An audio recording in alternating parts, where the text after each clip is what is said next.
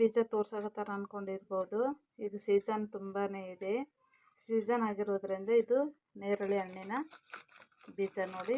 Hi hello friends, welcome back to our channel Triveni UK ಲಾಗ್ಗೆ ಸ್ವಾಗತ friends. ಇದು ನೋಡಿ ನೇರಳೆ ಹಣ್ಣು.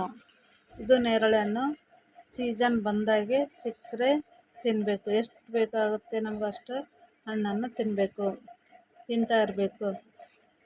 ಹಾಗೆ ಇದ್ರ ಬೆನಿಫಿಟ್ಸ್ ಏನೇನಿದೆ ಅನ್ನೋದು ಕೂಡ ನಿಮ್ಮ ಜೊತೆ ಶೇರ್ ಮಾಡ್ಕೊಳ್ತಾ ಇದ್ದೀನಿ. ಇದರಿಂದ ಏನೇನು ಉಪಯೋಗ ಅದ, ಹೇರ್ ಕಲರ್ಗೆ, ಸ್ಕಿನ್ನಿಗೆ, ಪ್ರತಿಯೊಂದಕ್ಕೂ ಉಪಯೋಗ ಅದ. ಅದು ಏನೇನು ಅನ್ನೋದು ಕೂಡ ನಿಮ್ಮ ಜೊತೆ ಶೇರ್ ಮಾಡ್ಕೋಬೇಕು ಅಂದ್ಕೊಂಡು ಇವತ್ತು ಸ್ಟಾರ್ಟ್ ಮಾಡಿದ್ದೀನಿ.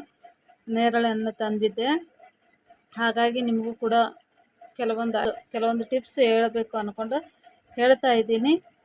ಹಾಗೆ ವಿಡಿಯೋ ಸ್ಕಿಪ್ ಮಾಡದೆ ಪೂರ್ತಿ ನೋಡಿ, ಅರ್ಥ ಆಗುತ್ತೆ ಪ್ರತಿಯೊಬ್ಬರಿಗೂ ಅಂದ್ಕೊಂಡಿದ್ದೀನಿ. ಬನ್ನಿ ಫ್ರೆಂಡ್ಸ್, ಇದರ ಬೆನಿಫಿಟ್ಸ್ ಏನು ಅಂತಂದರೆ, ಬಂದೆಪ್ಪ, ನೇರಳೆ ಹಣ್ಣು ಕೇವಲ ಬಾಯಿಗೆ ರುಚಿ ಮಾತ್ರವಲ್ಲ, ಪ್ರಕೃತಿಯ ಒಂದು ಹಣ್ಣು ಅಂತಲೇ ಹೇಳ್ಬೋದು. ಅದ್ಭುತ ಔಷಧೀಯ ಗುಣಗಳನ್ನು ಹೊಂದಿರುತ್ತೆ. ಅದರಿಂದ ಪ್ರಯೋಜನಗಳು ಏನೇನು ಅಂತ ಅನ್ನೋದು ಕೂಡ ನಿಮ್ಮ ಜೊತೆ ಹೇಳ್ತಾ ಹೋಗ್ತೀನಿ.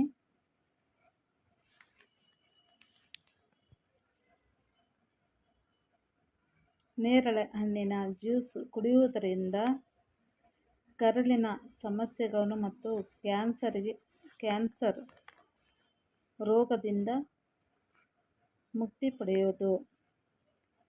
ಅದೇ ರೀತಿ ಇದರ ಎಲೆಗಳನ್ನು ಅಗಿದು ರಸ ಕುಡಿಯುವುದರಿಂದ ಏನಾಗುತ್ತೆ, ಅಲ್ಸರ್ ರೋಗವನ್ನು ಕಳ್ಕೋಬೋದು. ಹಾಗೆ ಹೇರ್ ಪ್ಯಾಕ್ ಮಾಡ್ಕೋಕ್ಕೋಸ್ಕರ ಬ್ಲ್ಯಾಕ್ ಹೇರ್ ಆಗಬೇಕಂತಂದರೆ ನೇರಳೆ ಹಣ್ಣಿನ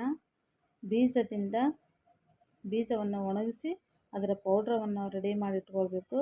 ಅದನ್ನು ಕಬ್ಬಿಣದ ಪಾತ್ರೆಯಲ್ಲಿ ಆ ಪೌಡ್ರನ್ನು ಸ್ವಲ್ಪ ನೀರು ಹಾಕಿಬಿಟ್ಟು ಕಲಿಸ್ಬಿಟ್ಟು ಒಂದು ರಾತ್ರಿಯನ್ನು ಅದನ್ನು ನೆನೆ ಇಡಬೇಕು.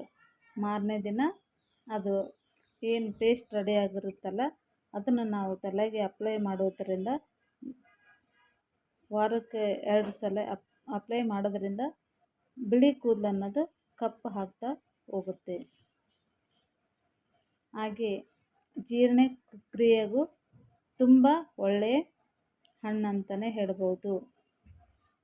ಅಂದರೆ ಅದರ ಬೀಜದ ಪೌಡ್ರನ್ನು ನಾವು ರೆಡಿ ಮಾಡಿ ಇಟ್ಕೊಂಡ್ರೆ ವರ್ಷಾನುಗಟ್ಟಲೆ ಇರುತ್ತೆ. ಮತ್ತು ಜೀರ್ಣಕ್ರಿಯೆ ಆಗಿರ್ಬೋದು, ಗ್ಯಾಸ್ಟ್ರಿಕ್ ಇರ್ಬೋದು, ಎಲ್ಲದಕ್ಕೂ ತುಂಬ ಉಪಯುಕ್ತವಾದ ಒಂದು ಹಣ್ಣು ಅಂತಲೇ ಹೇಳ್ಬೋದು. ನನಗೆ ಎಷ್ಟು ತಿಳಿದಿದೆ ಅಷ್ಟು ಮಾತ್ರ ನಿಮಗೆ ನಾನು ತಿಳಿಸಿದ್ದೀನಿ. ಇಷ್ಟ ಆಗಿದ್ದರೆ ಲೈಕ್ ಕೊಟ್ಟು ಶೇರ್ ಮಾಡಿ ನಿಮ್ಮ ಫ್ರೆಂಡ್ಸ್ ಫ್ಯಾಮ್ಲಿಗೆ.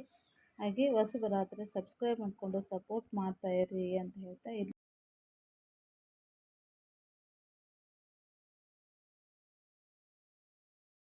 ಬೀಜ ತೋರ್ಸಕತ್ತಾರ ಅಂದ್ಕೊಂಡಿರ್ಬೋದು. ಇದು ಸೀಸನ್ ತುಂಬಾ ಇದೆ.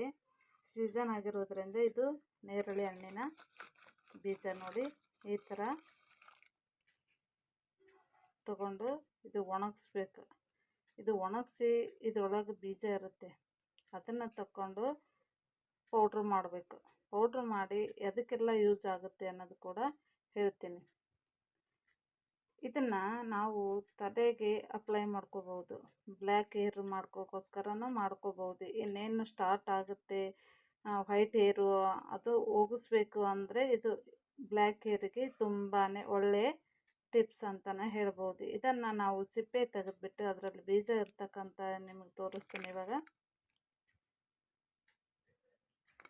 ಇದ್ರದ್ದು ಬೀಜ ಇರುತ್ತಲ್ಲ, ಅದನ್ನು ನಾವು ನೋಡಿ ಈ ಥರ ಒಳಗಡೆ